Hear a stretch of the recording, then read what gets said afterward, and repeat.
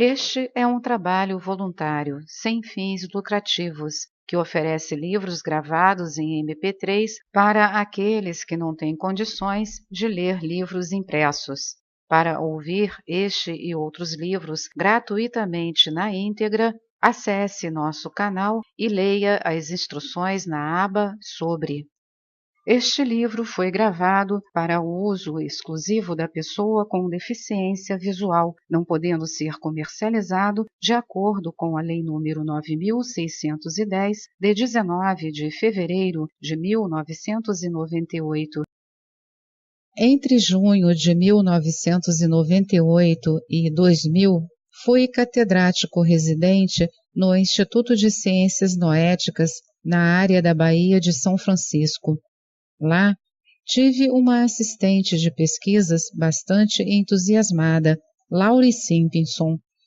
Ela precisava de um projeto para pesquisar e, embora eu seja um teórico, vi nisso uma oportunidade. Sempre me interessei pelos sonhos e realizei muito trabalho analítico com meus próprios sonhos. Quando soube que Laurie também se interessava por sonhos, escolhi este tema para sua pesquisa. Assim, para reunir dados, criamos um grupo de sonhos no Instituto. A maior parte do que é relatado neste capítulo é resultado de nossa colaboração.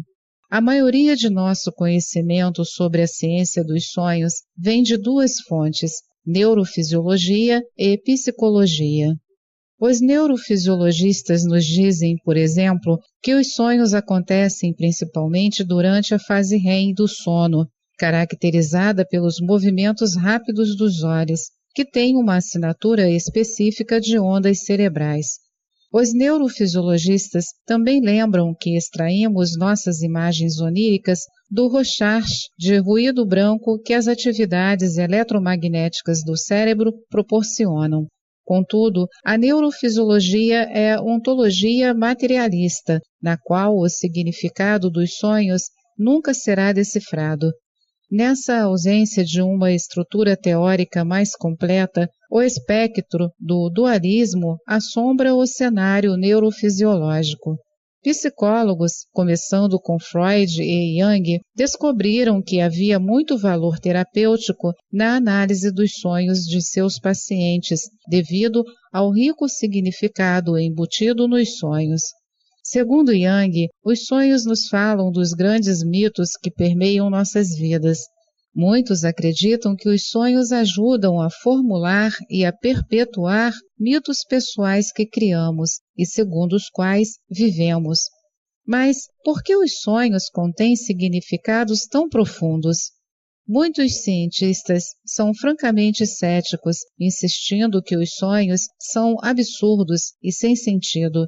Alguns vão ainda mais longe, afirmando que a análise de sonhos pode ser prejudicial à nossa saúde mental. Os biólogos Francis Crick e Graeme Mitchell escrevem: sonhamos a fim de esquecer.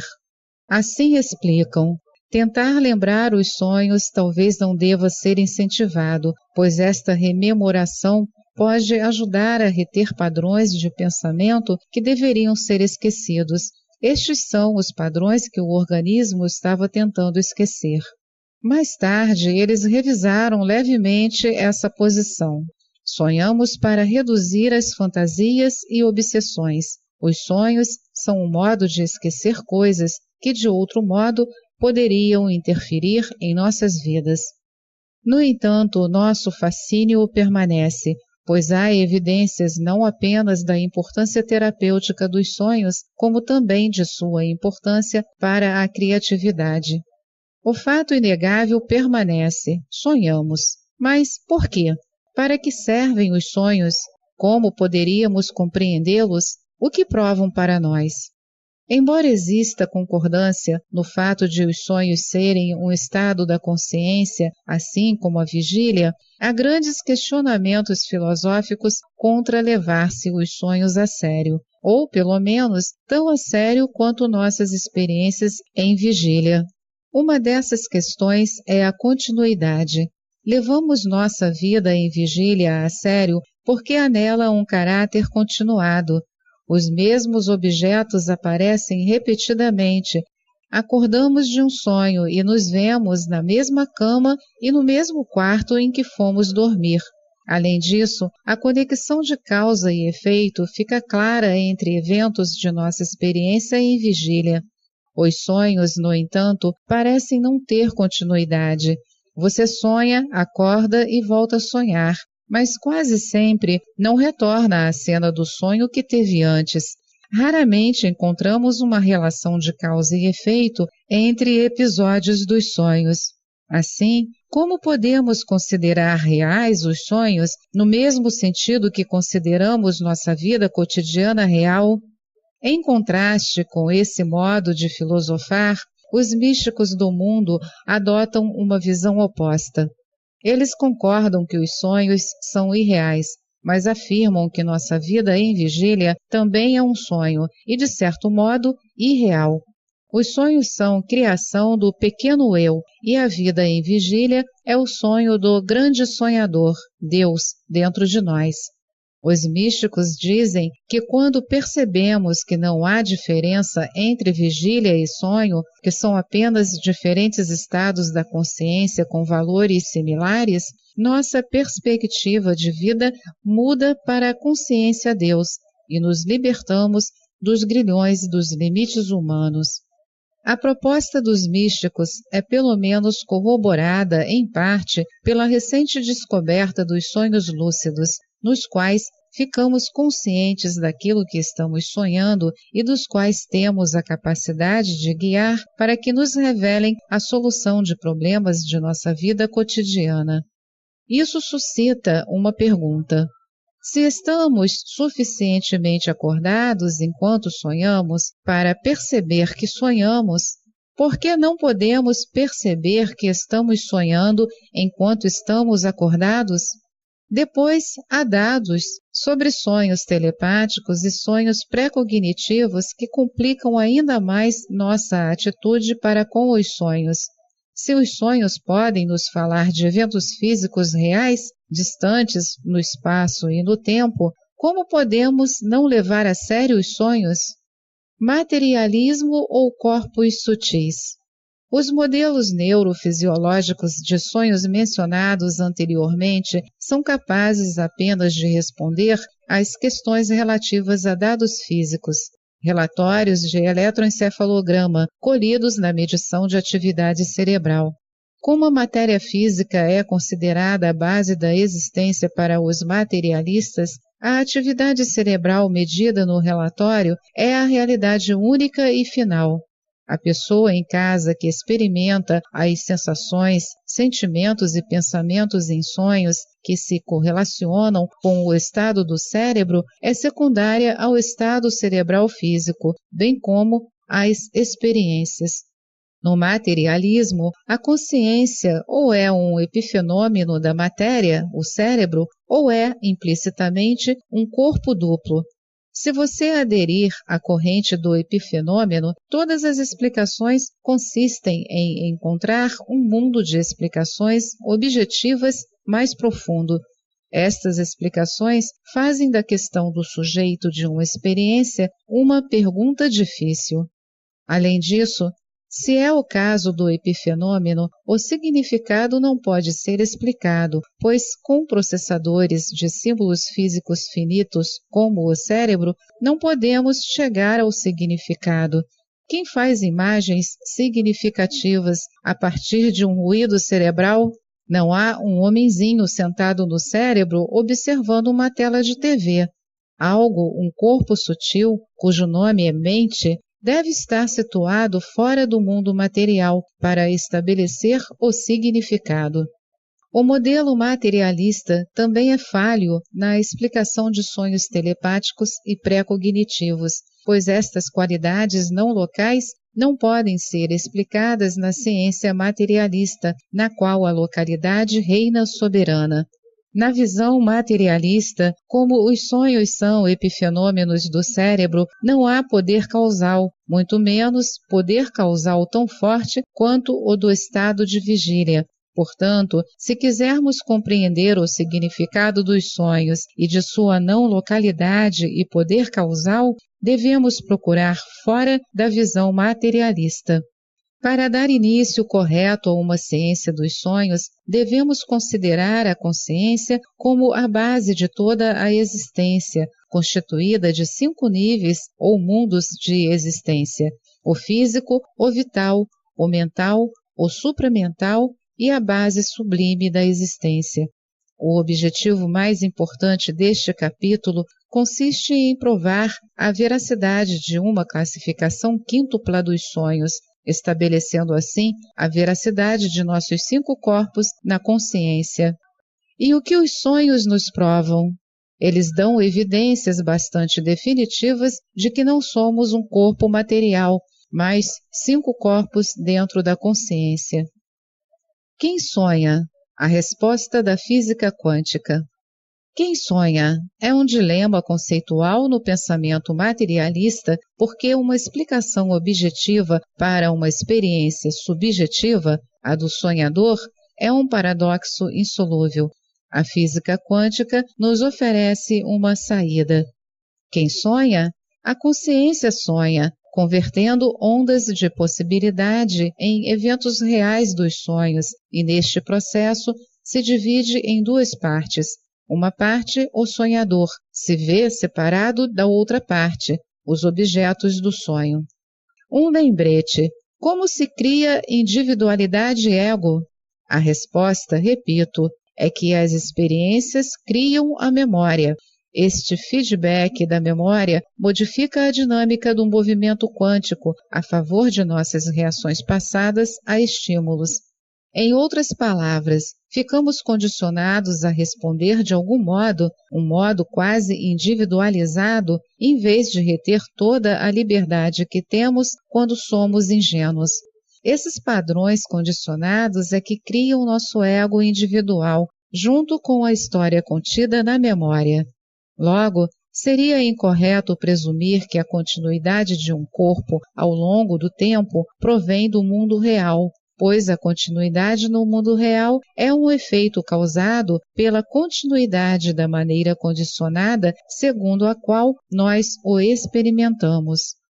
Os estados da consciência. A experiência humana, corroborada pelos dados sobre ondas cerebrais, nos permite enunciar os 3 tipos de estado da consciência. 1. O estado de vigília. Nele, temos a percepção exterior e interior. 2. O estado dos sonhos. Nele, existe apenas a percepção interior. 3. O estado do sono profundo e outros estados nirvikalpa. Nele, não há qualquer percepção sujeito-objeto, não há colapso das ondas de possibilidade. A palavra sânscrita nirvikalpa significa sem separação.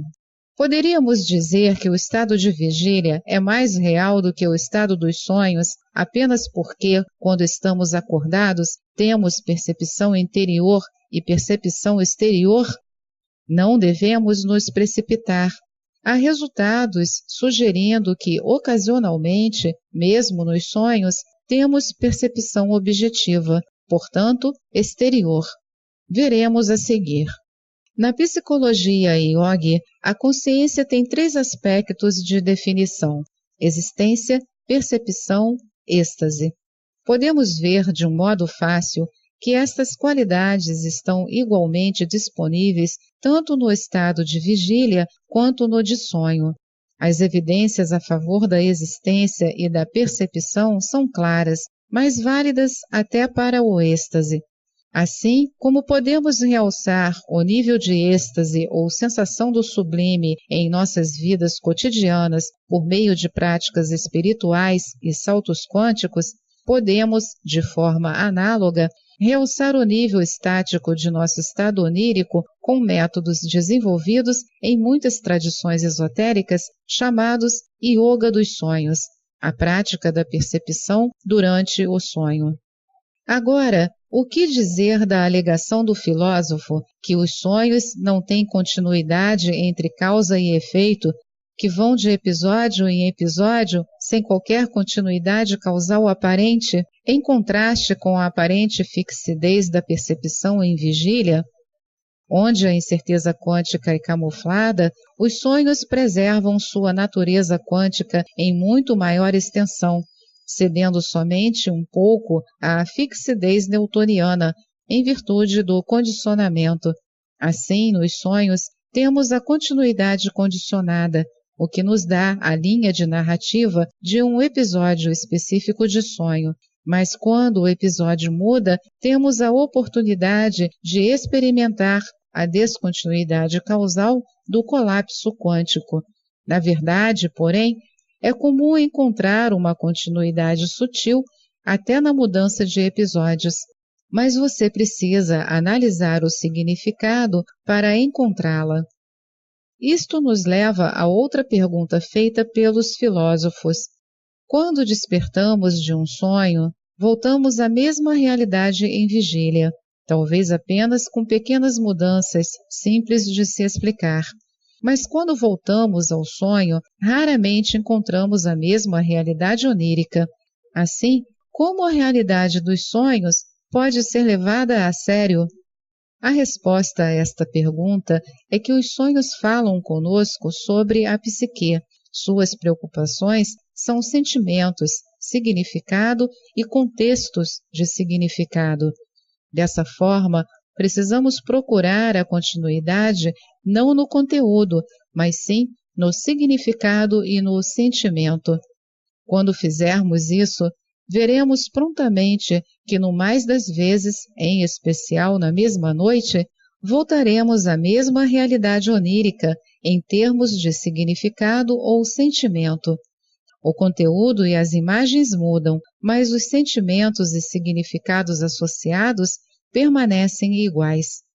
Essa forma de entender os sonhos também pode resolver outra pergunta que às vezes é feita. Em nosso estado de vigília, podemos falar de nossos sonhos e falamos deles. Por que não podemos fazer algo similar falando de nossa vida em vigília enquanto sonhamos? Ah, mas nós o fazemos. A exceção é que a linguagem dos sonhos é composta de sentimento, significado e contextos do significado, os símbolos arquetípicos. Esta linguagem é um pouco difícil de penetrar. Quando conseguimos, descobrimos que em nossos sonhos falamos, de fato, dos problemas da vida em vigília. Nós o reencenamos deste ou daquele modo e, às vezes, até encontramos soluções criativas. Assim, psicoterapeutas que estimulam seus clientes a trabalhar com sonhos, especialmente no nível do significado, estão sendo úteis. É bom verificar que, começando por Freud, seguido por Jung, Adler e outros, os psicoterapeutas presumem que o significado que o sonhador vê nos símbolos do sonho é muito importante. O psicólogo Fritz Perls resume muito bem essa atitude ao dizer: todas as partes do sonho são você, uma projeção de si mesmo. A nova ciência quântica dos sonhos concorda.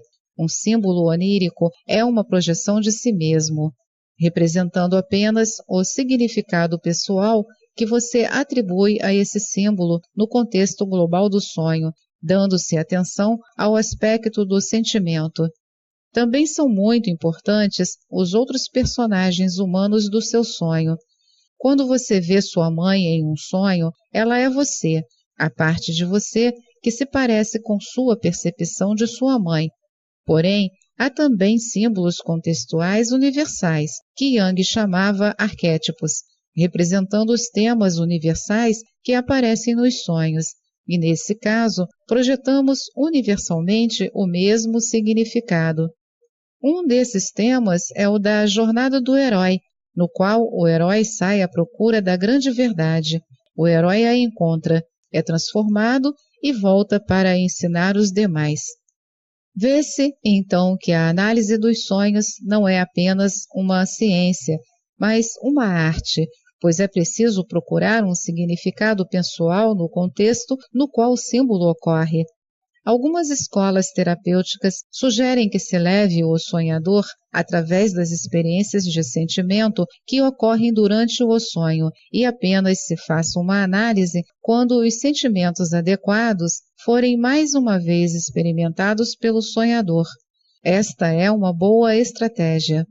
O nível de significado de nossa vida também está ativo nos eventos em vigília, mas ficamos tão desorientados pelo clamor dos símbolos fixos na vida cotidiana que poucas vezes prestamos atenção em seu significado. Suponha, por exemplo, que um dia você tenha um número incomum de encontros com placas de pare enquanto dirige pela cidade. Você pararia para pensar que isso pode ser algum tipo de sincronicidade? Os sonhos lhe oferecem uma segunda chance. Na mesma noite, você pode sonhar que está dirigindo seu carro e se defronta com essa placa de trânsito. Ao acordar, pode perceber que o carro representa o seu ego e que a placa de pare chama sua atenção para que você freie seu crescente autocentrismo. Esta é mais uma edição do canal Livros Falados Voz Humana. Que o bem, o bom e o belo se multipliquem em benefício das criaturas.